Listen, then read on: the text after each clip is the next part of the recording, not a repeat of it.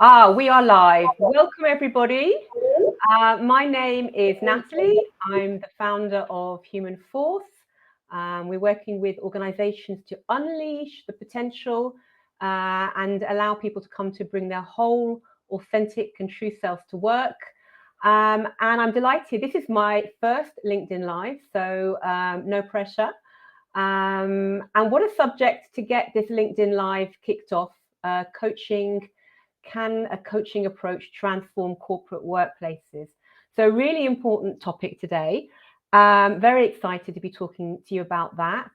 And I've introduced myself, but I think it would be really cool if I could just hand over now to the three guests who have joined me for this first LinkedIn Live. Over to Julien. Julien, hi. Thank you for being here today. Hi, Natalie. Thank you for Hey. having me. I can tell you something that does not appear on my LinkedIn, actually. Yes. Uh, Between UBS and UEFA, I've been traveling around the world 1 year.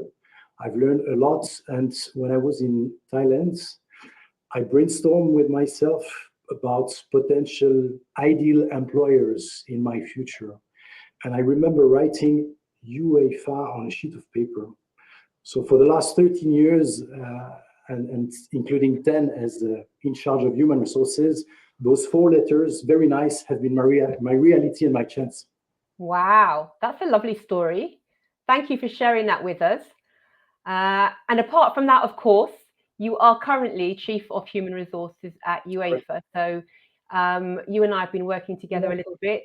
And I know that this subject is really close to your heart. So I'm really happy to have you here today. Thanks. Thanks, Julien.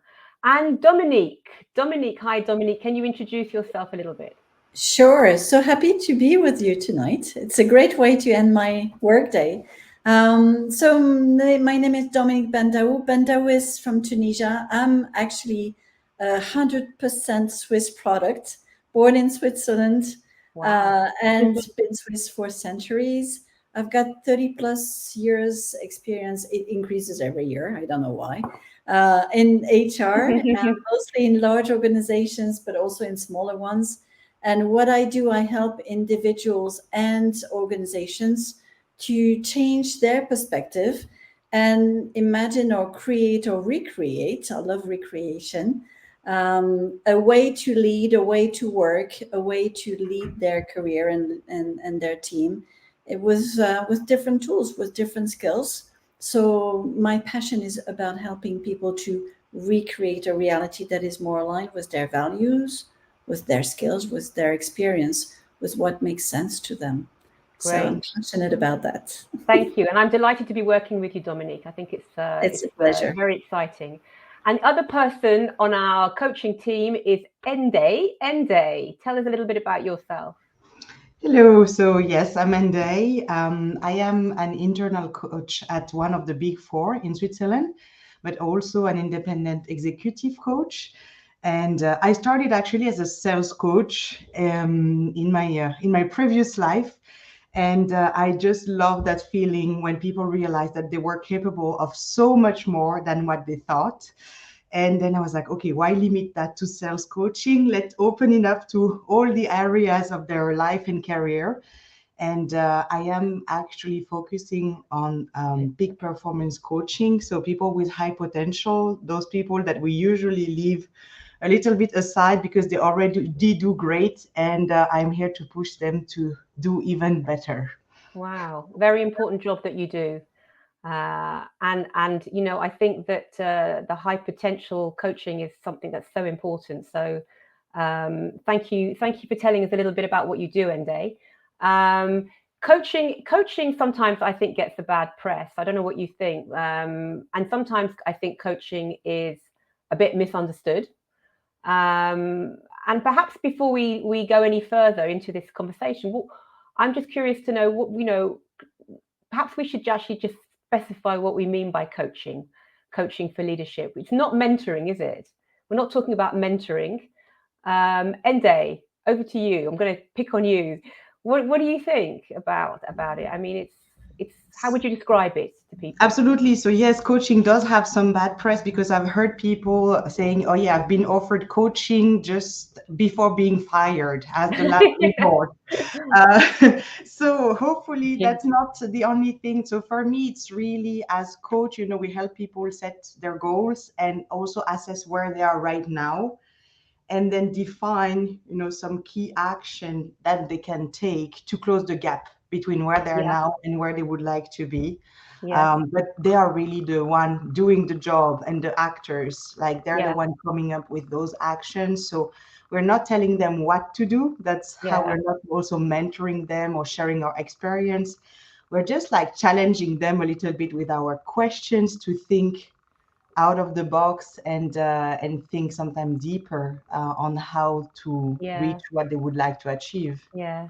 It's often that when we start this coaching program with leaders, it's often the first thing that we address. And Julien, you might remember this from the program, but it's like, what do we actually mean by coaching? We're not talking about what people or what managers are really comfortable with, which is fixing or finding a solution. We're actually talking about investing in the person and helping them to develop. And so it's quite a different thing. Dominique, you're nodding there. It's not always easy to explain, is it? It's not always easy to explain. No, but I totally agree with what Ndeye was saying. And from an HR standpoint, I've seen too much preconceived ideas about what coaching is, could be, should be, can be, and it's really about asking the great questions that will make the person think, oh, I never thought about that. Well, let me think a little bit further. And to untap, it's like opening the magic box of, oh, but I may have an idea about that. And to investigate with them and challenging them so that they can really go deep. And for me, it's really a way to get faster to the results that they could get and close the gap, rather than telling them or leaving them where they are, hoping for the best. Yep, perfect. A very nice summary there. So I think it's important as a first step to actually think about what we mean, and it's not an easy thing, because as managers, managers are often used to actually just being there to provide a solution, to be the expert, and we're asking them really to have a shift in their approach. So it's not that easy. And I mean, why are we talking about this today? I mean, I don't know. Everybody's, whenever you read things on LinkedIn about the Great Resignation, quiet quitting, the workplace has changed. There's so much has changed in the workplace. It was changing already before the pandemic, but the world has changed, and what we expect from leaders has changed, and what people want from their work has changed. So for me, that's why coaching is such an important area. It fits into what we're looking now from the workplace. What do you think about that? I don't know who to hand over there. Who would like to? Dominique, what are you thinking? You're smiling there. Yeah, well, the things, and it ties to what I was saying before. The things that used to work don't work any longer, and sometimes people say, "Well, it has worked for so many years. Something must change so that my reality comes back." And I see too often still people saying, "Well, it doesn't work anymore. What's wrong with the rest of the environment?" Rather than saying, well, maybe I could get another, I could acquire a different skills that would help me and my team to get to where we were before with different tools. It's really opening up a toolbox, and for managers to acquire coaching skills. It does not mean they become coaches, but acquiring coaching skills is really a plus today in an environment or in a time where I see too many unable to do that switch, or not knowing what next to do to make it work again. So it's really providing them with the skills, with the tools, so that they can help their team without becoming full-time coaches, which is not what they might aspire for, but to speak correct English. Sorry, my Swiss comes back too often. But it's really that, is to give them, or to equip them with the skills that they will need to turn their team into the great one that they aspire to. Absolutely. And I think that's really true. And I think that, the leaders definitely they may actually go on to become coaches, but it gives them that foundation really to get the best out of their teams. What do you think, Ndeye? I think it's yes. I totally agree with Dominique. And on top of that, I think for leaders, it's really important to have those coaching skills to be able to tackle those difficult conversations, those difficult topics or conflictual situations, and to turn them into growth opportunities. To tackle them, let's say, with positivity. So we talk about desired outcome more than grievance or criticism. Yes. On the employee side as well, I think like by having coaching conversation, they really realize that they're in the driving seat also of getting what they want, of their success. And I think for leaders, it's also a relief, because it's so much pressure when people expect you as a leader to provide them with the option, with like understand what they need, what they aspire to, when they don't tell you concretely what they want and what they need to succeed. So for me, it's really putting the responsibility as well, like sharing the responsibility for fulfillment at work between leaders, like starting those great conversations, and the people, the coaches, to help them formulate like what they need from their leaders to perform at their best. Let's just say. Absolutely. And do you know what? You can see this is definitely my first time on LinkedIn Live, because I've only just now clocked how to look at the people's comments. So hi everybody. I was talking and I was thinking I can't see anybody. I've just seen the comments, which is fantastic. Welcome everybody, and please do use this comments box, this chat box, to connect to each other, because I think the great thing about LinkedIn Live is that we are creating like a little community. So hi to everybody. I'm glad to see you here, and I hope you're enjoying this LinkedIn Live so far. Thank you, Ndeye, for that. I'm going to move to Julien. Julien, we're talking about why leadership skills are important today in today's business world. You work for UEFA, a sports organization. Perhaps you can share a little bit about how you see it. You know, why is it important where you work? And is this something that sports organizations need to be aware of, as well as, of course, other organizations? Sure. First, I think it should matter to any organization, not only the sports industry or not only UEFA. Today, the time of very directive leadership is over. People, they rightfully expect to be guided and supported in doing their job and not forced to do it. I would very much prefer to be inspired to perform a task rather than commanded to do it, even if they are stimulating and challenging questions. And I think that's very much in line as well with the newer generation's need, and with what we experience with the hybrid working, with trust being a key element. But to come back on the sports industry, what I think is that naturally the word of coaching, the very word coaching, is embedded in our language. Coaching a team, coaching a player, it's part of our language. We have great football coaches using not only their expertise, but also showing their real interest in people. They will be challenging their players, they will be standing for them, they will be touching their emotions, and they will want to win, of course, but they will also care about their people. And this is what we would like to see in our own people managers as well. And maybe another point on the sports industry, because you've experienced this one as well, Natalie, with the courses you've done with us. It's a very, very dynamic environment. It is. Changing, a lot of tight deadlines, sometimes an event to be organized last minute, plenty of people to interact with, and it keeps on evolving, it keeps on changing. So we people manager, we don't have all the answers to those challenges. And what's the best approach to it? A coaching approach. That's how we will guide our staff to find themselves the answers and to progressively get ready for the next challenges. Yeah. Wow. Wise words, Julien. Thank you. It's absolutely true. And I like what you said. Oh, Dominique, go on.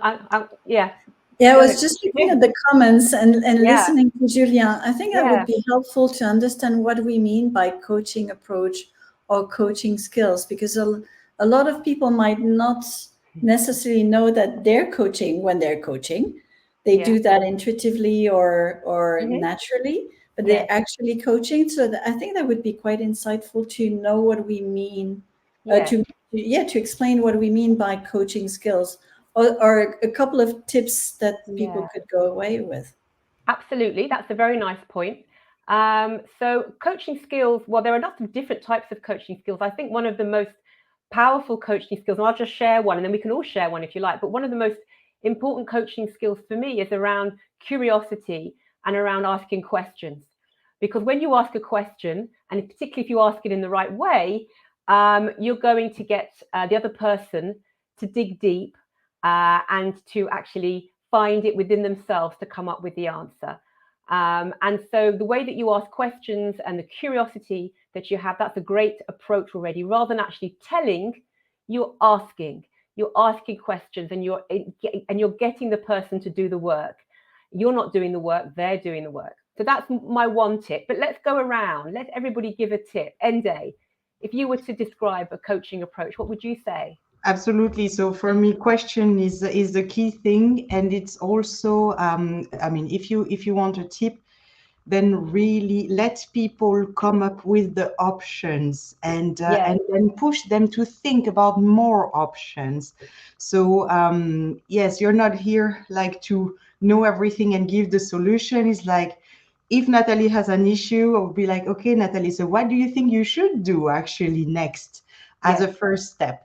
But then I would not just take the first thing she tells me. Then I would be like, okay, what else? What else could you do? What other option can you have? And then we can brainstorm on everything she tells and put this in order. And yes, I think that would be my, that's what I would talk as a coaching approach. Great. Julien, any thoughts on that one? You've been through the program. What would you say? Asking and listening instead of selling and telling. That would be one way to describe this approach.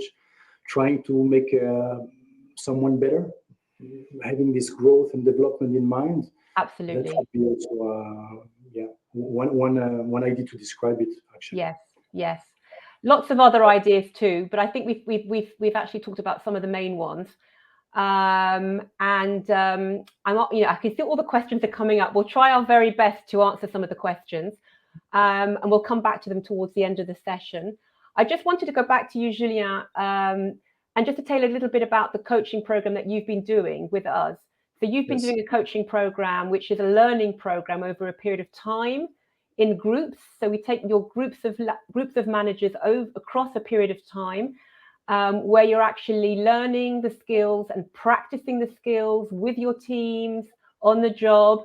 How's that been helpful to you personally? You've been through it. What's it been like for you? Well, I enjoyed it, first of all.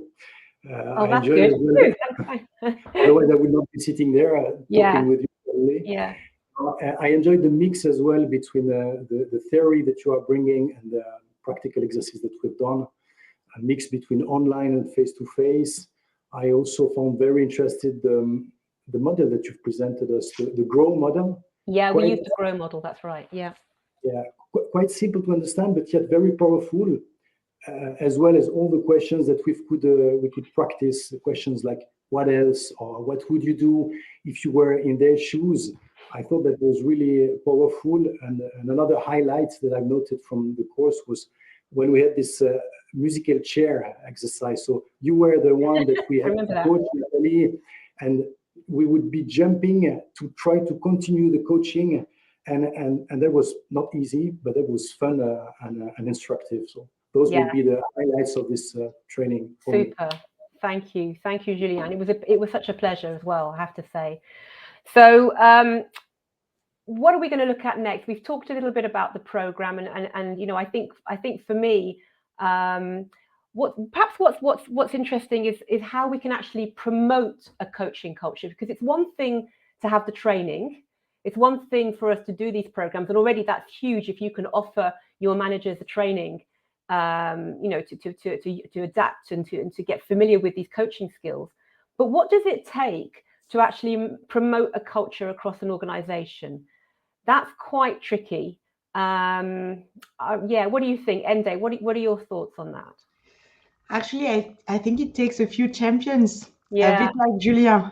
So because like what I could see in my organization, I mean, you have over 3,000 people, and you cannot all of a sudden have everybody super excited about coaching. So it's just like starting at one end. And what I've noticed is that when you start with a small group of people and then they are convinced, and other people actually notice the change. So I saw somebody ask for metrics as well in the chat, but from my experience, what I heard as a feedback is like they notice a change in people, and they're like, what have you done? What's going on? What's going on with your team? I mean, people seem happier, more engaged. They communicate in a more positive way. They are able to address issues in a more like positive way as well. So, and then that's when other people actually want to join the move. Yeah, that's right. And you're responding to the question about how you can actually what are the sort of metrics that you use to test the effectiveness of team coaching, for example. And I think what you're saying, Ndeye, is right. You just notice the huge difference, don't you? A huge difference in the organization when that culture is promoted. What do you think about that, Julien? How you promote a culture, an actual culture of coaching? The first thing would be to have the example shown from the top. So having leaders behaving as coach, that one thing very clearly. Then, as mentioned before, that kind of training to help people managers becoming coach, and then they are our best ambassadors. So they know how to manage their staff, to develop them, and the more ambassadors we have, the more incorporated it will be in our culture. Yeah. And what we can do also on top of that is still encourage people to learn, ask for, and give feedback, which is what we did at UEFA with setting an objective for all 800 employees, incentivizing these behaviors. Yeah. And maybe to come back on the tips, because if there are questions about the tips, I guess also team by team, we can still influence the culture. We can influence the culture on feedback and learning, which is directly linked with coaching somehow. And within the HR team, what we did is that for the HR team meetings, the objective is no informing, only teaching and learning. It means that before each team meeting, I will prepare situations involving staff members, cases, or articles that I've read, and we share them during the team meeting. We exchange on them, and everybody's encouraged to do that. So any topic that will help us put something on our learning backpack, we take it. But no learning during the meeting, no point having this meeting. And maybe if I still have time for another tip that I thought was interesting as well on encouraging feedback. Several years ago, I wanted to convince my team members that I was really interested in constructive feedback on me, what I could do better. So I did promise a gift to anybody daring to tell me what I could improve, because I really wanted to know what I could improve. End results, I offered a lot of gifts. I'm sure that's not true. I can't believe that. Thank you for sharing that. Words of wisdom. Thank you. Actually, it just occurred to me that something we haven't talked about is that quite apart from coaching being a tool where you can invest in people, where you can use it in performance management, you can use it for innovation, for creativity, you can use it in so many instances. It's also a very human thing, isn't it? And there may be times when we have to have difficult conversations with people. There may be times when we have to talk about something that's emotional, and that coaching technique is also so useful there. I think more and more we're looking for skills that enable us to connect and to build trust. And I think that that part of coaching is really interesting. Would you agree on that? Dominique, what do you think? I totally agree, because it really turns a difficult conversation from being judgmental to being actually a conversation based on how can I improve. And it goes really directly with, you were talking about a culture of coaching, but it's very much linked with a culture of innovation, a culture of self-confidence. You know, when you've got a coaching culture, it really encourages people to think and feel safe to come up with options, with solutions, and be helped to express themselves and look and consider at different options as well. So it's very much linked, whether we talk about a culture of coaching, culture of feedback, as Julien was saying before, or innovation or creativity or problem solving, it really ties in very quickly. So I would really see a culture of coaching being closely linked between that culture and the business strategy, because it actually helps the business. It's not to be nice, as some people say, with the people, which is a great thing to be, but it really goes further than that, because it allows people to come up with great ideas that maybe the manager haven't thought about, because they're human beings and they can't think of everything as well. So it really opens up the discussion and the conversations, so that it helps not only the individuals and the team, but the whole of the organization. Yeah, absolutely. I totally 100% with that, Dominique. And it's funny, but sometimes I get people's comments when I talk about the coaching program. Sometimes people say to me, you know, no, I don't have time for coaching. I don't think coaching is possible. We're so busy. We have so many things going on. It takes too long. Let's get real. But actually, I don't think, and what I often say in my coaching programs, I think coaching can be done in a very short amount of time. I think you can get great results from a 10-minute coaching conversation. Wouldn't you agree? What do you think? Ndeye, you're smiling there. Yes, I think it doesn't need to take time. And in the end, when your coach asks you a great question, sometimes it stays with you for days or weeks or months onwards. And when people say it takes too much time, then I ask them, how much time are people losing actually going over negative things, or are complaining to each other as well, or comparing or whatever. It just takes so much energy and time, than taking the time to address those things in coaching conversation. In the end, Absolutely. It also helps people get back to work faster. So yes, I think the investment is well worth the time. Thank you, Ndeye. Yes. Any thoughts, Julien? Any more thoughts on whether coaching is it takes too long? Something else I also hear, and this, Julien, I'd be curious to hear what you think about this. Is people say, well, you know what? I don't think that my teammates will like it if I start having a coaching approach. They're used to me giving them the solutions. They expect me to share my knowledge and my wisdom. They're not going to like it. So we have to change the mindsets. Yeah. It's like an investment. So of course, when you take the time to do coaching, it will take some time, but it's to save sometimes in the future, because you develop some skills in your staff members. So an investment in people, it's worth it. Absolutely. And I've got my eye on the time, and I can see that we are slowly coming towards the end of this half hour. And I don't know how the time has just gone by so quickly. And the coaching, we could talk all day about this. But if you've got questions and you're listening to this and you've got questions, please put your questions in the chat now. Perhaps we've got time just to answer one or two questions. And of course, please feel free to reach out to me or to my colleagues afterwards, because we're more than happy to talk to you about our coaching experience and why we are such strong advocates for this, why it's so important. So happy to answer some questions. I'm checking the chat now to see if there's anything that we can answer. But otherwise, any last words, guys? Anything else that you want to add before we go?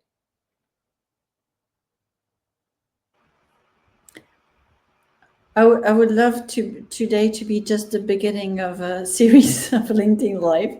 I think it's a great way to interact, and to do that together is it's much nicer than just one person at a time.